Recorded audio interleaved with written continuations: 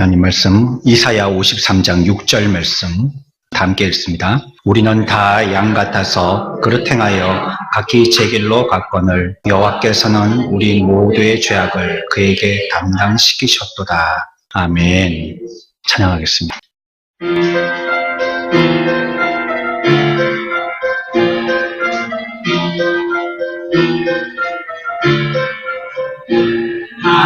하늘에 계신 아버지 이름 거룩하며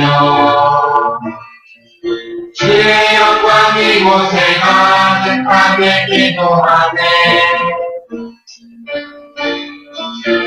하늘에 계신 아버지 주 이름 외치며 주의 영광 이곳에 가득하게 기도하네. 찬양해 새 노래로 찬양해 새 노래로 찬양해 새 노래로 주님께 주님의 나라 주님의 뜻이 하늘에 이어지듯이 모든 석고에 자비한 주일은 이 땅에 이어지리라.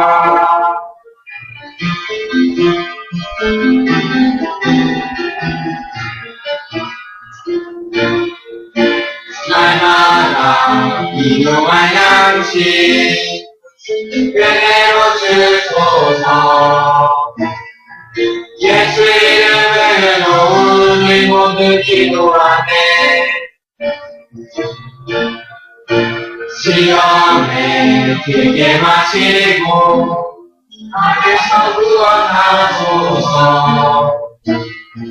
예수 이름으로 우리 모두 기도하네. 기도하네. 찬양해 새 노래로 찬양해 새 노래로 찬양해 새 노래로 주님께 주님의 나라 주님의 뜻이 하늘에 이어지듯이 모두 선포해 자비한 주일은 이 땅에 이어지리라.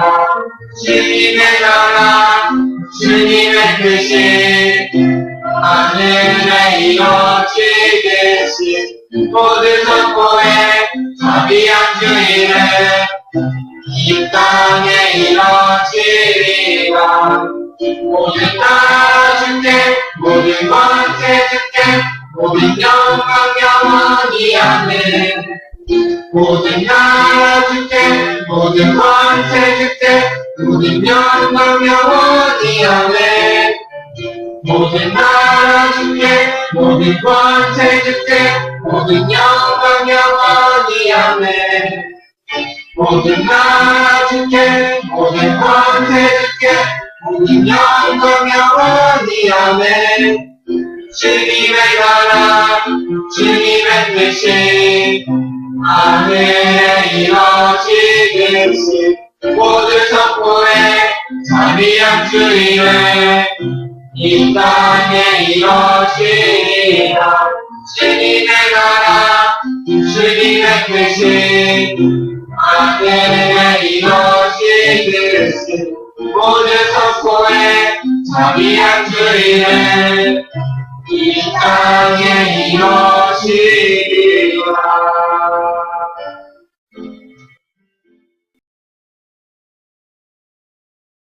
오늘의 말씀은 크게 세 부분으로 잘라서 우리가 생각해 볼 수가 있겠습니다. 여러분들 혹시 펜을 갖고 계시면 성경에 연필로 한번 국어 시간에 문단 나누기 할 때처럼 사선으로 한번 그어 보시죠. 먼저 우리는 다 양 같아서 그릇 행하여 까지를 잘라주시고요. 그 이후에 각기 제 길로 갔거늘 또 그 옆을 잘라주시고요. 그리고 그 이후에 여호와께서는 우리 모두의 죄악을 그에게 담당시키셨도다 라고 이렇게 세 부분으로 나눌 수 있는 것입니다. 오늘 말씀도 이렇게 세 부분을 나누어서 같이 생각해 볼 겁니다. 앞에서 우리가 이전에 같은 본문을 가지고 말씀을 같이 생각해 볼 때에도 비슷한 내용으로 같이 생각해 보았지만요. 첫 부분에 우리는 다 양 같아서 그릇 행하여, 처음을 시작할 때 우리라고 얘기하지 않습니까? 우리 모든 사람들의 공동체적인 이러한 죄의 고백을 얘기하고 있는 것입니다. 그릇 행하였다 이렇게 얘기합니다. 두 번째에 가서는 각기 제 길로 갔거늘 이라고 얘기하고 있죠. 여기서는 이제 공동체라기보다는 각 사람의 개인적인 죄들을 얘기하고 있습니다. 그 죄들을 하나님 앞에 참회하고 있습니다. 각기 제 길로 갔거늘. 그리고 이후에 여호와께서는 우리 모든 죄악을 그에게 담당시키셨다 말씀하시면서 대속에, 그분이 우리의 죄를 속하여 주셨다는 말씀이죠. 대속, 대신 속하여 주다 이런 뜻입니다. 대속의 교리를 우리들에게 설명하고 있습니다. 큰 대지는 이렇게 세 부분으로 한번 나눠 보았고요. 이제 그 한 부분씩 자세하게 살펴볼 것입니다. 첫 번째는요, 공동체의 고백입니다. 우리는 다 양 같아서 그릇 행하였다는 것입니다. 우리 같이 고백해 볼까요? 우리는 다 양 같아서 그릇 행하여. 이제 같이 합니다. 시작. 우리는 다 양 같아서 그릇 행하여. 우리 모두의 고백입니다. 죄인의 본질의 모습입니다. 우리는 다 양 같아서 그릇 행하였다라고 얘기하고 있습니다. 우리 모두는요, 하나님의 법의 울타리를 부수고 나가고 목자를 버렸다는 말입니다. 양같이 다 그릇 행하였다. 목자를 즐기지 아니하고, 목자를 기뻐하지 아니하고, 목자를 버리고 울타리를 부수고 깨치고 나가버렸다는 것입니다. 그리고는 그래서 뭐 잘 됐으면 다행인데요. 목자를 벗어나서 나와서 목자 밑에 있는 것보다 잘 됐으면 다행인데, 그 이후에 설명하기를 그릇 행했다라고 얘기하고 있죠. 해로운 길로 나갔다는 거예요. 나와서 결과가 안 좋게 됐다는 겁니다. 그래서 결국 이 양은요, 길을 잃어버리고 헤매고 마는 이런 양이 되고 맙니다. 앞에서도 설명을 드린 적이 있었던 걸로 기억이 됩니다. 여러 가지로 비유할 수 있겠지만 왜 하필이면 양으로 설명을 했겠냐라고 생각할 때 양의 어떤 특성을 뒤에 가서 한 번 더 제가 강조하겠고요. 그보다도 먼저 죄가 이런 것이라는 것을 말씀하고 있습니다. 죄는 우리를 짐승으로 만드는 것입니다. 그래서 양 같았다라고 얘기합니다. 물론 뭐 우리가 여러 짐승들 중에서는 양을 좀 온순하고 다루기 쉬운 짐승으로 이해하고 참 착하다, 예쁘다. 어린아이들 유치원 같은 데서 어디 견학가 갈 때에도 보면 이렇게 양떼 목장 이런 데 가지 않습니까? 양에게 뭐 먹이 주는 거 이런 것도 하고. 그 양이 사자처럼 호랑이처럼 사나우면 그런 거 하겠어요? 하지만 온순하고 공격성이 없기 때문에 양 같다라고 이렇게 얘기하기도 하고 친근감을 가지지만 사실 양이라는 거는 뭐 그 양이 어떤 공격성을 갖고 있든지 그렇지 않든지 간에 여하튼 양은 일단 짐승입니다. 우리의 모습이 죄라는 것이 우리에게 이 짐승의 모습을 덧입게 한 것이기 때문에 여러 가지의 비유 중에서 양이라는 짐승을 우리들에게 우리의 상태를 설명하고 비유하고 있습니다. 거기다가 이 양은 어떻습니까? 우아한 동물도 아니고요. 그렇다고 또 지적인 동물도 아닙니다. 어리석기 짝이 없는 동물이 바로 양인 것입니다. 양은요, 목자의 손길이, 목자의 보살핌이 없으면 그 생명이 오래가지 못합니다. 그럼에도 불구하고 양은 끊임없이 목자의 손을 자꾸 벗어나려고 하는 것이 양의 습성이에요. 어떻게든지 벗어나려고 해요. 가자고 하는 길로 잘 따라가지를 않아요. 울타리에도 가만히 있으면 될 텐데 그러질 않는 것이 양의 습성이에요. 인간의 행복은 어디에 있습니까?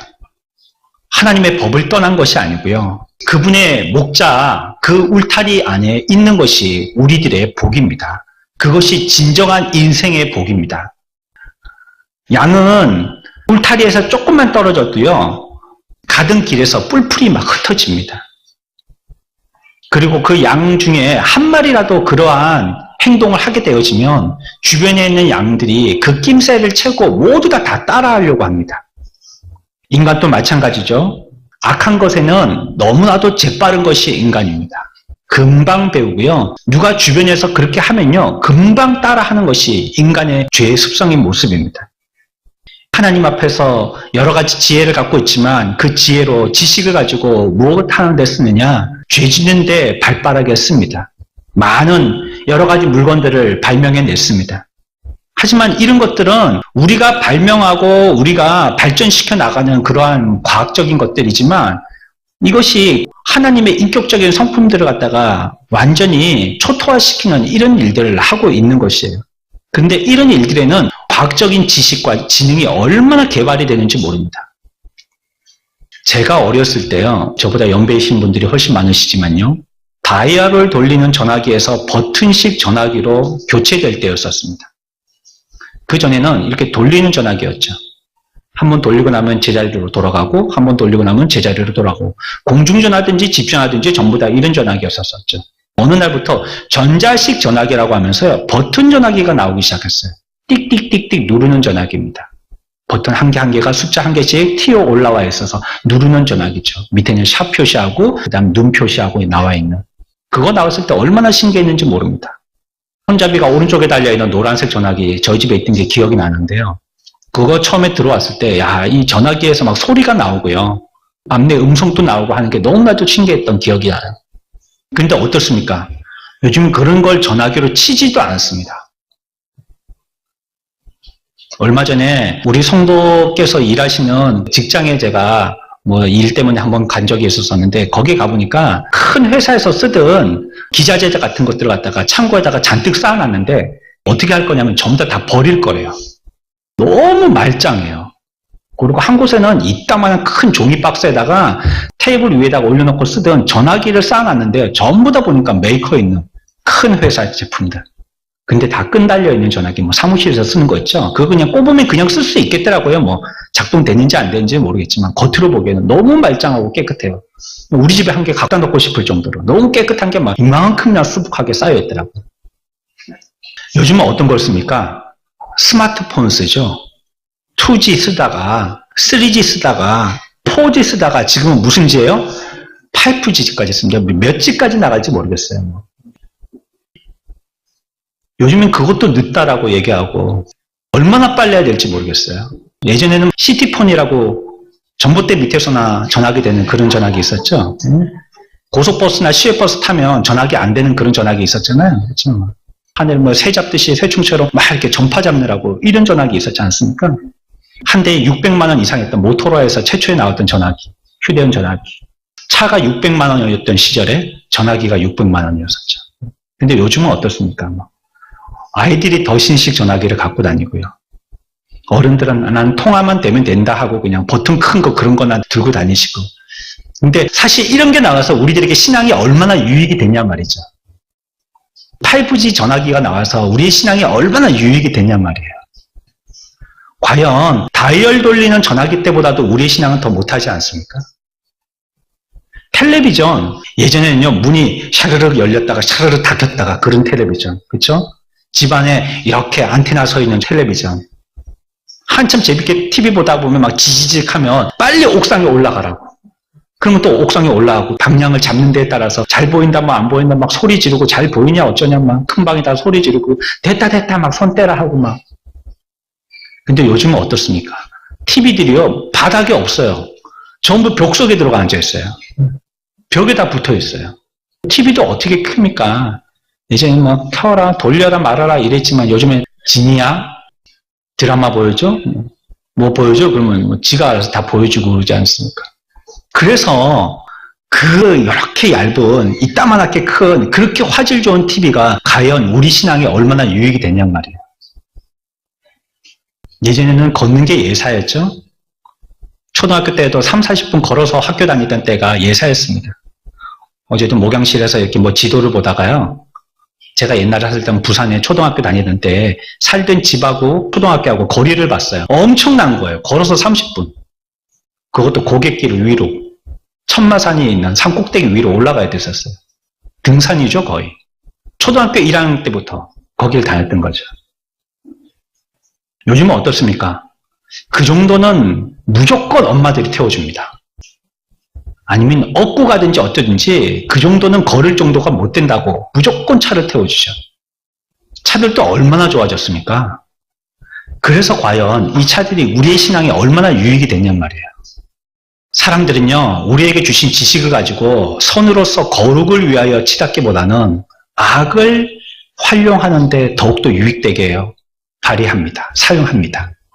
양들이 그랬잖아요. 나왔다 하면 어떻게든지 재빠르게 빠져나갈 구멍을 찾고 목자의 눈이 보이지 않을 때 다른 길로 새고 그러려고 했던 것처럼 오늘날 저와 여러분들의 삶이 그렇다는 것입니다. 하지만 이와 같이 재빠르게 도망치고 울타리를 넘고 구멍을 빠져나가는 데는 재빠르지만요. 벗어난 길을 헤매고 돌아오는 데에는 양처럼 무딘 짐승이 또 없어요. 못 찾아와요. 못 찾아와. 다른 짐승들은 뭐 가면서 자기의 취치를 어디다가 이렇게 남겨놓고 해서 그거라도 맡으면서 찾아오는데 양은 못 찾아와요. 갔다 하면 그냥 끝이에요. 지가 어디로 가는지도 몰라요. 눈도 엄청 나빠서 자기 앞에 뭐가 있는지도 몰라요. 정말 이게 먹어야 될 건지 먹지 말아야 될 건지 구분도 못할 정도로 눈이 나빠요. 그러니까 앞에 있는 양하고 똑같이 하는 거예요. 양이 팔짝 뛰면 지도 팔짝 뛰고 앞양이 오른쪽으로 가면 지도 오른쪽으로 가고 뭔지도 모르고 그냥 따라하는 거예요. 성경은 뭐라고 얘기하냐면 소는 그 임자를 알고 나귀도 주인의 구유를 압니다 라고 얘기합니다. 개도요 냄새 후각이 발달되어서요 대문 밖에 주인이 오면요 보이지도 않는데 벌써 좋다고 꼬리를 흔들기 시작합니다. 그러나 양은요 모든 지혜와 의지를 완전히 빼앗겨서요 둔하기가 그지없는 동물입니다. 한마디로 멍청한 짐승이 양입니다. 인간 또 악을 행할 때는 얼마나 민첩한지 모릅니다. 죄를 지을 때는 얼마나 그렇게 빠리빠리 잘 돌아가는지 몰라요. 얼마나 그 습득의 학습 능력이 발휘되는지 몰라요. 금방 배워버립니다. 하지만 선에 대해서는 선을 베풀고 선을 깨닫기는요 그렇게도 어리석습니다. 길을 벗어나려고 하는 이 양의 성량은요 그것을 아니라고 막으면 막을수록 더 왕성해집니다. 하지만 길을 벗어나면요 표범과 늑대의 위험 속에 놓이게 됩니다. 양은 은혜를 모릅니다. 목자에게 전적으로 의지하고 도움을 받습니다. 그렇지만 곧 그 도움의 손길을 뿌리치고 떠나가기를 계속 되풀이합니다. 한때 TV에서요 의리를 외치는 연예인이 있었습니다. 의리. 가만히 생각해 보면요 교회 안에는 참 의리가 없는 곳입니다. 물론 복음의 성질이 의리라는 정서로 다 되지 않기 때문이라는 점은 이해가 됩니다. 하지만 자신이 한번 잘못된 시각에 잡히면요 사랑도 용서도 이해도 시간적인 여유도 한번 믿어주는 것조차 하지 않는 곳이 교회입니다. 말씀에 의해서 우리가 죽고 살겠다고 하나님 앞에 다짐하지만 교회를 떠나는 분들의 대부분은 말씀 때문이 아닌 다른 이유 때문입니다. 말씀에 대한 의리도 없는 것이죠. 어쩜 그 연예인이 얘기했던 것처럼 세상보다도 의리가 없는 곳이 교회입니다. 더 나쁜 것은 양은요 계속해서 더 먼 곳과 더 흉한 곳을 향하여서 다름질 친다는 거예요. 그중 가다가 깜깜하거나 위험하다 싶으면 돌아오면 되는데 양은 그런 걸 모른다는 거예요. 마지막까지 가는 게 양이에요. 나쁘면 더 나쁜 데로 가요. 안 좋으면 더 안 좋은 데로 가요. 더 깊숙하고 더 먼 곳으로 가려고 하는 힘이 닿을 때까지 방황을 멈추지 않는 것이 양입니다.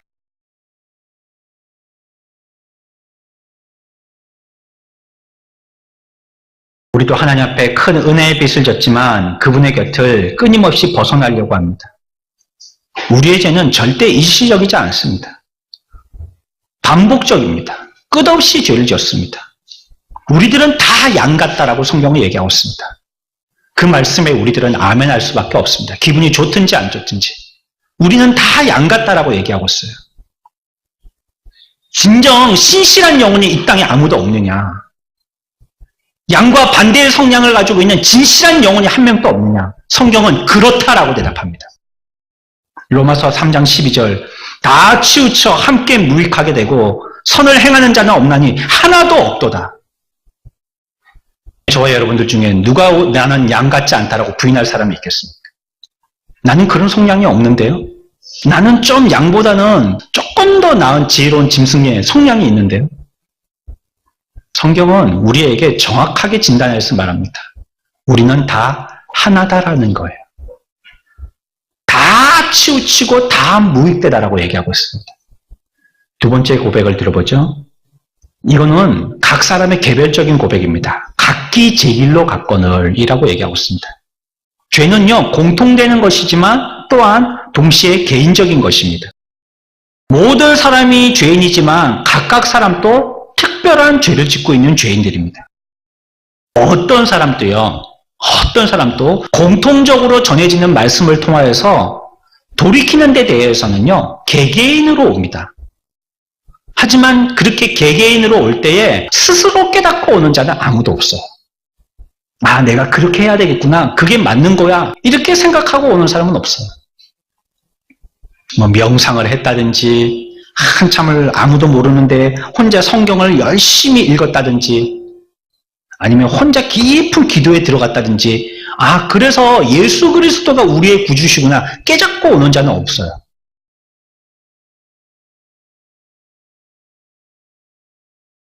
하지만 죄 짓는 데에 가서는 각각 제가 알아서 제 길로 가는 것입니다. 죄의 핵심은 무엇입니까?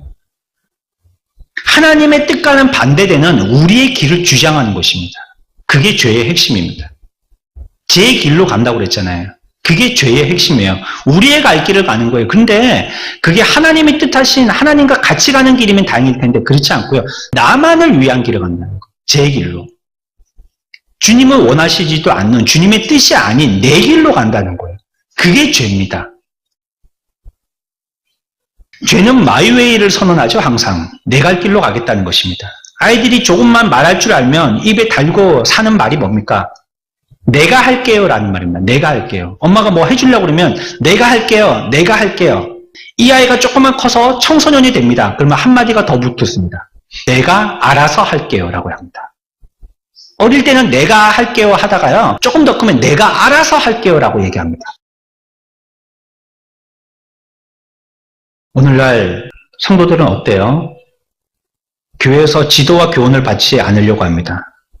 수많은 교인들이 있지만요. 그 교인들 가운데 대다수가요. 교회에 등록하지 않은 채 예배만 드리고 율법적인 양심의 가책에서 의무를 그냥 행하려고만 합니다. 예배 드리고 왔다는 겁니다. 하지만 그 교회에 소속되기를 원하지는 않아요. 그리고 신앙생활을 자기가 알아서 합니다. 나를 너무 간섭하지 마시라고 나는 내가 알아서 하겠다고 그렇게 하십니다. 잘못을 지적받으려고 하지도 않고요. 오히려 그것을 간섭이라고 여기면서 기분 나빠합니다. 신방도 싫고 왜 그러냐고 물어봐도 묻는 것도 싫고 어디에 소속되는 것은 더더욱 싫어합니다. 그리고 자기가 알아서 하죠.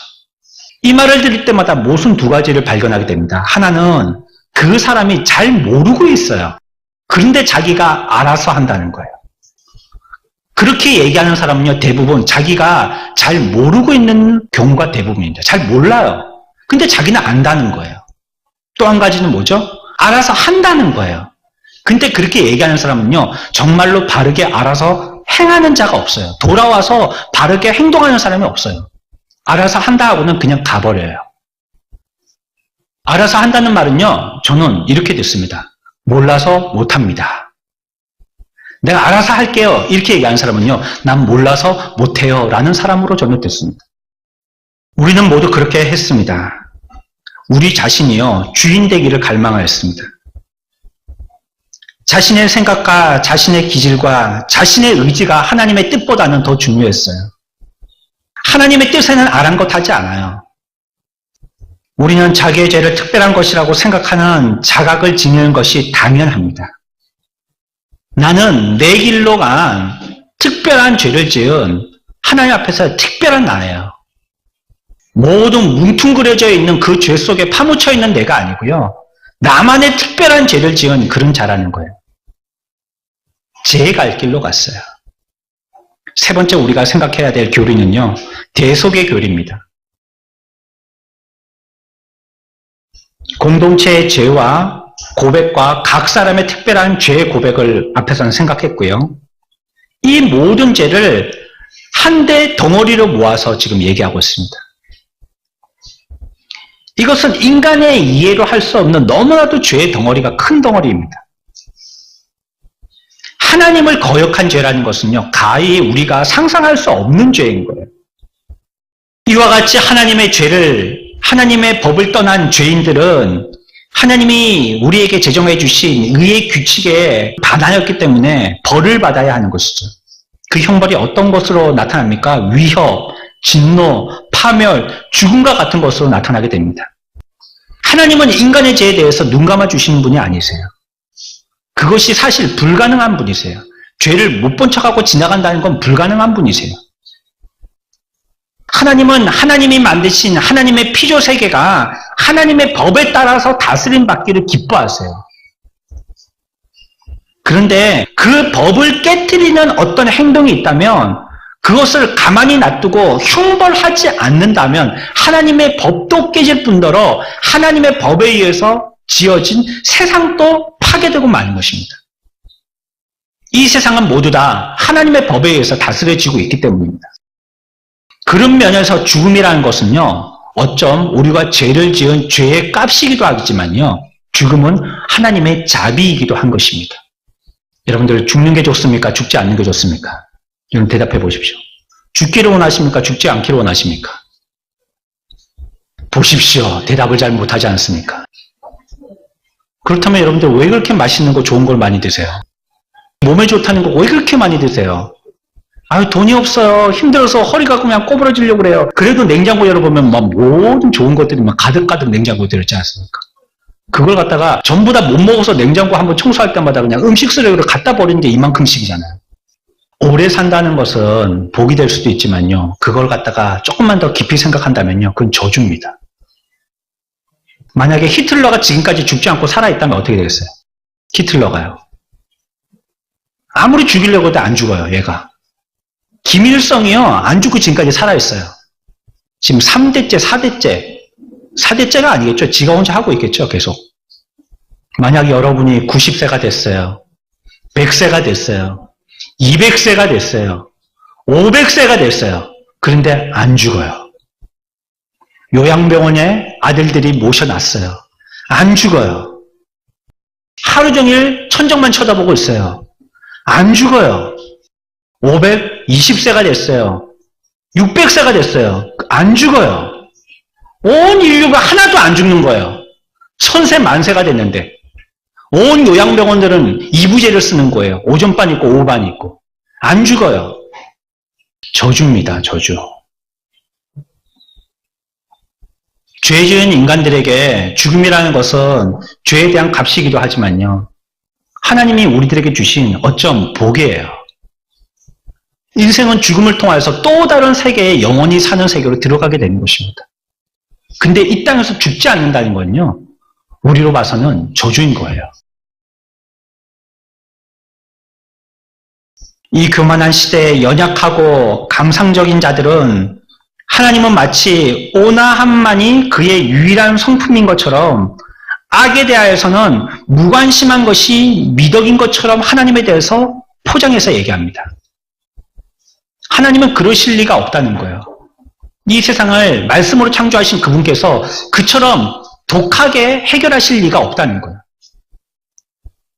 복받고 은혜받고 기쁜 마음과 행복함으로 신앙생활 잘하면 된다고 그냥 다들 잘하고 있으니까 죄 지은 거 잘못된 거 생각할 거 없이 그냥 그렇게들 잘하고 잘들 하고 계시니까 그렇게만 하시면 된다고.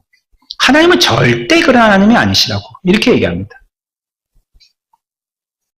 하나님은 하나님이 세우신 법을 깨트리시는 분이 아니세요. 죄로 오염되어진 세상을 하나님이 안 본 척 그냥 지나가시는 분이 아니세요.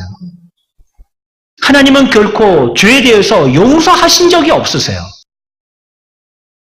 그렇다면 인간은 어떻게 되겠어요? 완전한 멸망이죠. 우리에게는 소망이 없지 않습니까? 파멸 가운데서 얼마나 좀 더 빨리 파멸하느냐, 좀 더 늦게 파멸하느냐, 그 차이뿐이잖아요. 그래서 하나님의 무한하신 사랑으로 우리들에게 구원하여 주신 방법이 바로 대속이라는 방법인 거예요. 대신 속하여 줬다는 것입니다. 대표의 원리가 우리를 파멸했기 때문에요. 대표의 원리를 통해서 우리를 구원하신 것입니다. 한 사람 아담이 죄를 지어서 모든 인류가 죄에 오염이 된 것처럼 두 번째 아담인 예수 그리스도께서 우리들을 위하여서 죽으심으로 말미암아 우리들은 죄에서 노임을 받게 된 것입니다. 우리는 나의 죄를 예수님께 드린다고 노래합니다. 그것은요, 우리의 죄를 예수님께 담당시킨 그 모습이 하나님이 보실 때 기뻐하신다는 겁니다. 내 죄가 하나님께 던져졌기 때문에 아유 나는 죄가 없어 이게 기쁘다는 게 아니에요. 정말로 기뻐한다는 건요, 하나님이 기뻐하심을 나도 기뻐한다는 겁니다. 어떻게 기뻐해요? 내 죄가 예수님 앞에 씌워지는 것을 하나님이 기뻐하신다는 거예요. 우리로 봐서는 얼추건이 없고 너무나도 죄송한 소리지만 그걸 하나님이 기뻐하신다는 거예요. 그것을 우리가 기뻐한다는 겁니다. 우리의 죄를 속하여 주신 예수님을 우리가 찬양합니다는 노래가 그 뜻입니다. 주님 죽었으니 잘 죽었습니다. 나는 죄 없고 주님은 죄를 뒤집어 쓰셨네요. 잘 죽으셨습니다. 이게 아니에요. 나를 위해서 죽으신 예수님을 하나님이 보고 기뻐하신다 이거. 왜? 인류를 구원하게 됐으니까.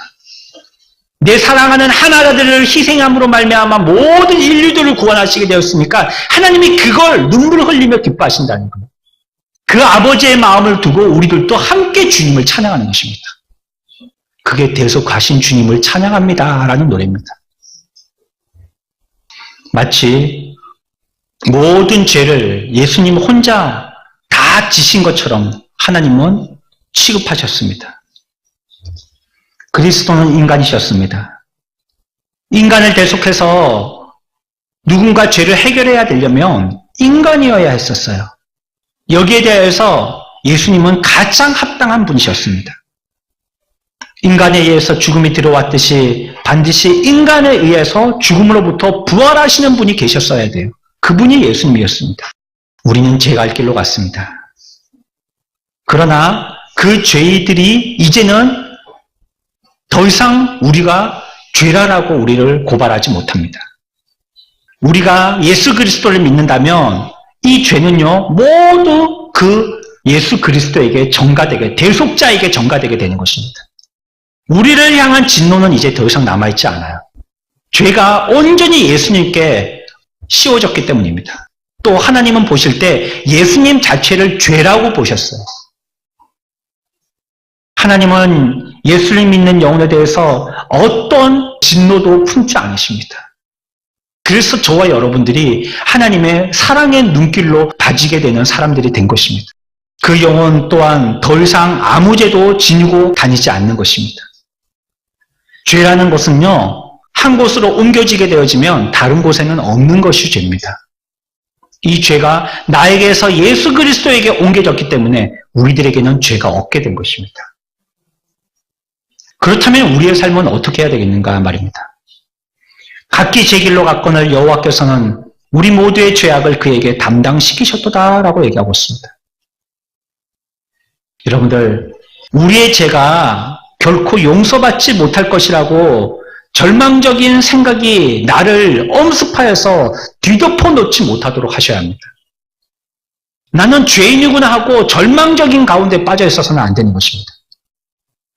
하나님의 아들이 예수 그리스도께서 우리의 죄를 다 용서하여 주신 것입니다. 우리는 이 죄의 문제에서부터 다 해결받은 것입니다. 여러분들이 만약에 천인국노할 살인죄인이라 할지라도 지금 하나님의 아들은요, 우리가 주님 앞에 나와서 하나님의 아들에게 우리의 죄를 고백하기만 한다면 우리의 죄는 완전히 사라진다라고 얘기하고 있습니다. 모든 것을 감찰하시는 하나님께서 죄의 티끌만한 것도 다 살펴보시지만 우리의 극악한 죄라 할지라도 하나님 앞에 내려놓는다면 하나님께서 이것을 완전히 깨끗게 하신다고 말씀하고 있습니다.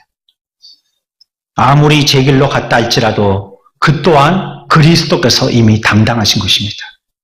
용서받기에 늦은 죄라는 것은 없습니다. 지금 그 죄를 들고 나와서 하나님 앞에 용서를 구한다면 하나님이 그때로부터 그 사람의 모든 죄를 깨끗게 사하여 주시는 것입니다. 예수님을 철저하게 신뢰한다면 그 죄는 깨끗하게 소멸됩니다. 불에 태움과 같이 남지 않고 다 타버리게 되어지는 것입니다. 그래서 우리가 해야 될 것이 몇 가지가 있습니다. 첫 번째 우리가 할 것은요, 내가 특별한 죄인이었지 않습니까? 우리가 앞에서 살펴본 것처럼 모든 뭉텅대는 죄의 무리 가운데도 있었고 제 갈 길로 간 특별한 죄를 갖고도 있었기 때문에 우리들은 특별한 죄인입니다. 이거는 제가 설교하지 않아도 여러분들 스스로가 내 죄를 살펴볼 때에 내 죄가 어떤 죄라는 것을 알 것입니다. 이런 죄인인 나에게 하나님께서 은혜를 베풀어 주셨는데 그것이 보통 죄가 아니고 특별한 죄인에게 베풀어 주셨던 보통의 이상이 되어지는 20배, 30배의 죄였다면 여러분들은 어떻게 해야 됩니까? 하나님 앞에 20배, 30배로 감사해야 합니다. 우리는 받을 때는 감사하다고 웃지만 받고 나서는 그 감사를 쉬이 잊어버립니다.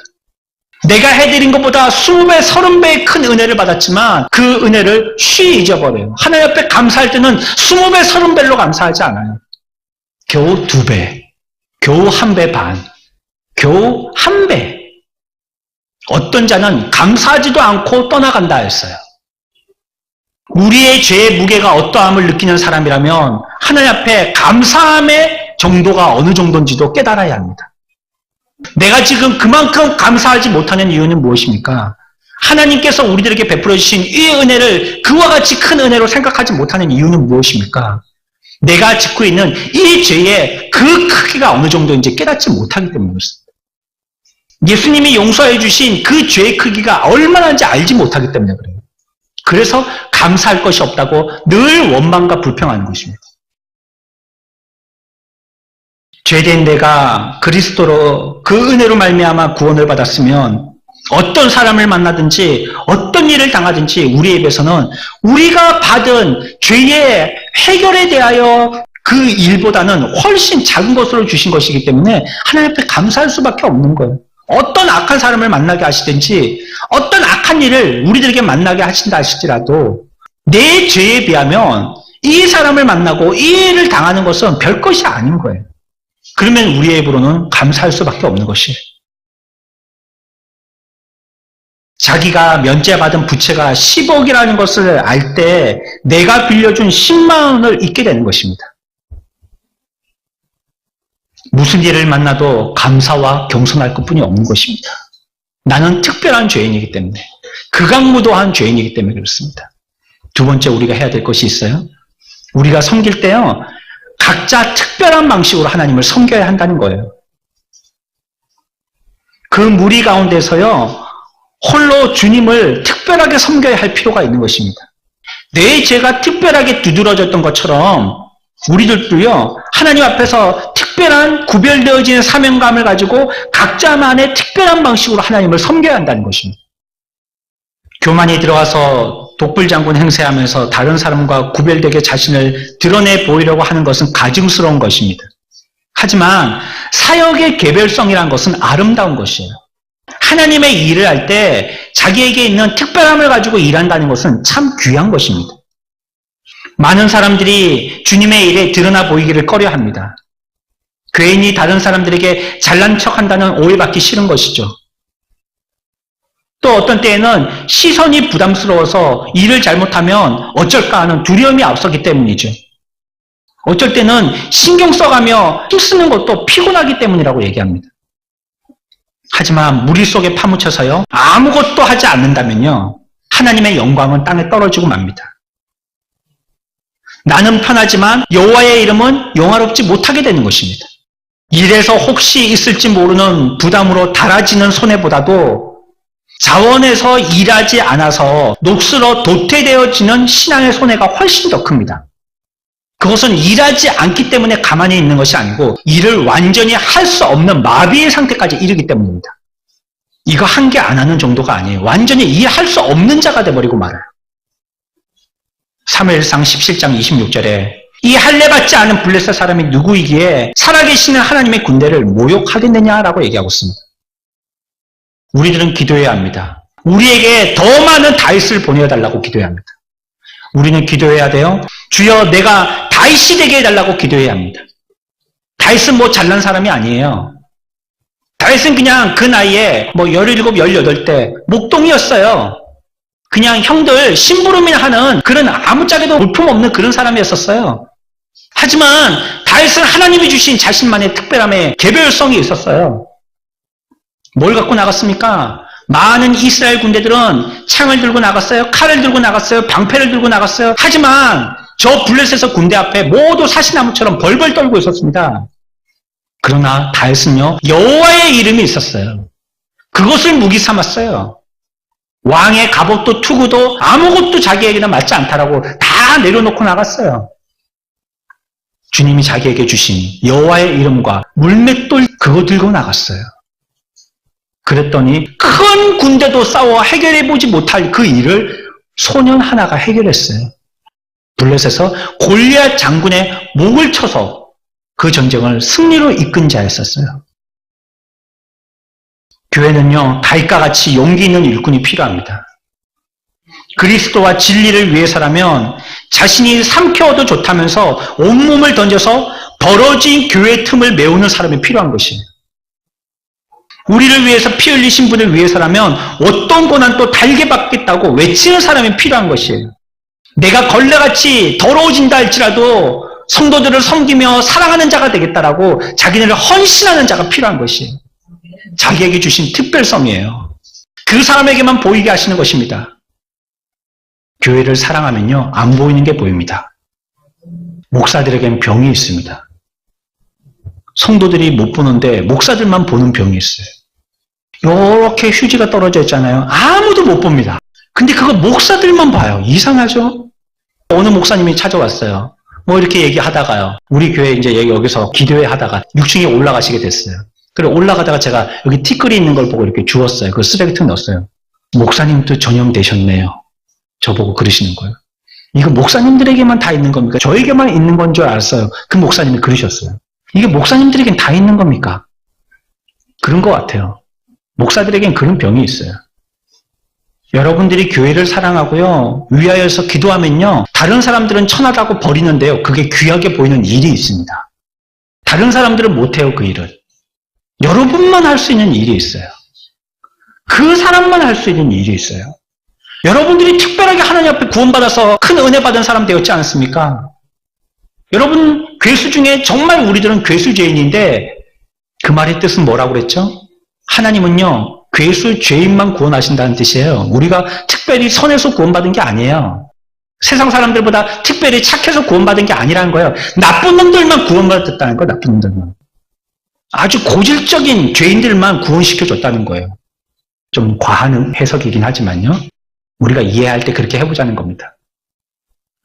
우리가 그런 은혜로 구원받은 자들 아닙니까? 그렇다면 특별하게 죄인인 나를 이와 같이 큰 은혜로 구원해 주셨다면 우리들도 특별하게 하나님 앞에 은혜로 무엇인가 감사한 것이 있어야 되지 않겠습니까? 우리들 가운데 거룩한 사람들이 더욱더 많아지기를 소원합니다. 우리 모두 다 하나님 앞에 특별한 개별성을 가지고 하나님께 은혜를 갚는 자들이 되어져야 하겠어요. 세 번째 우리가 생각할 것은요, 우리 나름대로의 독특성은요, 자기만의 것이에요. 죄가 각자 지었던 것처럼 은혜도 그 각자 하나님 앞에서 우리들도 삶으로 나타내 보여야 하는 것입니다. 우리들은요, 어떤 데 가서는 우리 체형에 맞는 맞춤 양복을 입으려고 하기보다는요, 쉽게 사 입을 수 있는 기성복을 입으려고 할 때가 많아요. 신앙에서요. 하지만 하나님은 우리들에게 그 사람이 있어야 할 그들만의 위치, 그들만의 자리를 정해두셨어요. 여러분들을 통하지 않고서는 복이 될 수 없는 곳에 여러분들을 세워두세요. 여러분들을 통해야지만 복이 될 수 있는 곳에 여러분들을 보게 하세요. 주님은 전체 가운데서요, 각자 작은 영역을 다스릴 수 있도록요, 자기의 종들에게 각기 저마다의 능력을 다 주신 것입니다. 지혜는 모든 사람의 것입니다. 여러분들이 정말 아볼로의 학식을 갖고 있든지 사도 바울처럼 잘 말하는 달변을 갖고 있든지 아니면 뭐 게바처럼 말 잘 못하고 투박하게 그렇게 말을 하든지 간에 여러분들이 진실하게만 한다면 바울이 게바를 흉내내지 않을 거고요, 게바가 아볼로를 흉내내지 않을 것입니다. 하나님은 여러분들이 가지고 있는 그 투박함, 능숙하지 못한 그 모습을 통하여서 하나님은 영광 받으실 것입니다. 그런데 우리들은 어떻게 하려고 하느냐, 누구처럼 똑같이 잘했으면 싶다라고 그냥 기성복 사입으로 관련한다. 저렇게 잘하는 사람처럼 나도 기도해야지, 저렇게 잘하지 않으면 나는 아예 기도 안 하겠다고 생각해요. 저렇게 잘 믿는 사람처럼 믿어야지, 나는 저 잘 믿는 사람에 비하면 아무것도 못하는 자라고, 저 기성복을 입어야지 내 옷에, 내 몸에 맞는 내 맞춤복은 안 입겠다는 거예요. 그렇지 않습니다. 하나님은 각자에게 필요한 것을 요청하세요. 각자가 가지고 있는 그것을 요청하세요. 그것이 물론 사람들이 보는 객관적인 평균을 보아서는요, 그렇게 능숙하지 잘 못할 수도 있어요. 잘하지 못할 수 있다고요. 분명히 이 사람보다 이 사람이 더 기도 잘하고요, 이 사람보다 이 사람이 봉사를 하는데 더 열심일 수도 있어요. 하지만 그 사람에게 보시는 하나님의 눈이 있다는 거예요. 하나님이 그 투박함, 그 능숙지 못한 그걸 보시는 게 있다고요. 그런데 우리는 아예 그거 포기하잖아요. 기성복이 좋다고 그것만 사입잖아요. 여러분들이 어떤 분야에서 충성하게 되었다면 그것은 세상에서 얘기하는 우연이 아닙니다. 여러분들의 특별한 성품과 취향, 사고방식, 행동방식을 사용하기에 합당한 특별한 영역으로 여러분 자신을 어떠한 특별한 곳으로 우리들에게 보내어달라고 하나님 앞에 기도해야 됩니다. 내가 그곳에 있다 할지라도 말이죠. 똑같은 곳에 똑같이 봉사하고 있다 할지라도요. 그곳에서 내가 주님 앞에 헌신하고 봉사할 수 있는 특별함이 나에게 나타나게 해달라고 기도해야 합니다. 하나님과 성령께서 우리를 도우시는 대로 하나님이 우리 안에 불어넣어 주시는 거룩한 삶에 우리에게 말씀하시는 그 말씀의 공고를 따라가야 하는 것입니다. 그리고 사단의 수종 들었던 것처럼 여러분들이 가지고 있는 모든 이 특별함을 가지고 여호와 하나님이 여러분의 죄를 담당시키신 예수 그리스도를 그 특별함을 가지고 열심을 다해서 섬겨야 하는 것입니다. 그렇다면 하나님께서는 우리가 얼마나 능숙하고 얼마나 세련되게 하시느냐가 아니라 그 한 것을 보고 우리들에게 복과 은혜를 내려주실 것입니다. 오늘 우리들은 이사야 53장 6절을 살펴보았습니다. 우리들은 다 양 같다라고 얘기하고 있습니다. 한번 정리해 볼까요? 우리 모두 지은 죄가 있다고 말씀드렸어요. 우리가 공통적으로 고백하는 죄입니다. 하지만 또한 우리들에게는 그와 함께 각자가 개별적으로 고백해야 될 죄도 있습니다. 이 나라 이 민족을 위해서 함께 기도해야 될 그런 것도 있지만요, 여러분들 개인 기도의 제목들도 있는 것이에요. 그리고 이 일이 가능하게 된 것은 예수 그리스도의 대속의 은혜로 말미암아 되어진 것이다 라고 우리들에게 얘기하고 있습니다. 이 은혜를 받은 우리들이라면요, 우리들이 하나님 앞에서 이렇게 받은 큰 은혜와 같이 감사하며 살아야 될 것입니다. 어떻게 해요? 첫 번째, 죄인이었기 때문에 더 사랑하고요, 더 감사하셔야지 돼요. 여러분들이 그와 같이 큰 은혜와 사랑을 받았기 때문에 그와 같이 큰 사랑과 은혜로 감사하고 사랑해야 합니다.